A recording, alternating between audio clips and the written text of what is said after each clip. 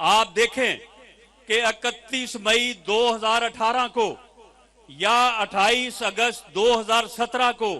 जब इस मुल्क के ऊपर मियां नवाज शरीफ की हुकूमत थी, मियां नवाज शरीफ की क़यादत में मुल्क आगे बढ़ रहा था, आप देखें कि उस वक्त डॉलर की क्या कीमत थी, घी की क्या कीमत थी, आटा कितने में किलो था, बाकी चीजों की कीमतें क्या थी। ये सारा जो तबाही हुई है, ये मुआशी तौर पे जो भट्टा बैठा है,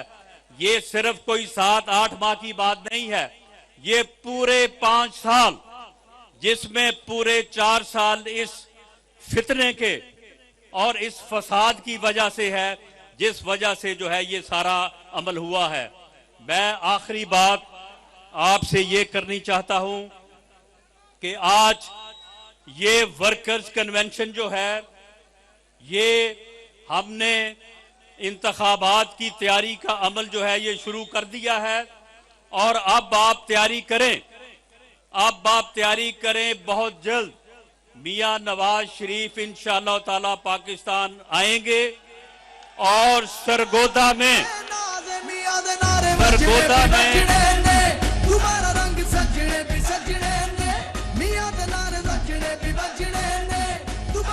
और मेरे भाइयों, मेरी बहनों, सरगोदा में इंशाअल्लाह ताला अगला जलसा जो है वो सरगोदा की तारीख में बेमिसाल होगा और उससे मियां नवाज शरीफ खिताब करेंगे।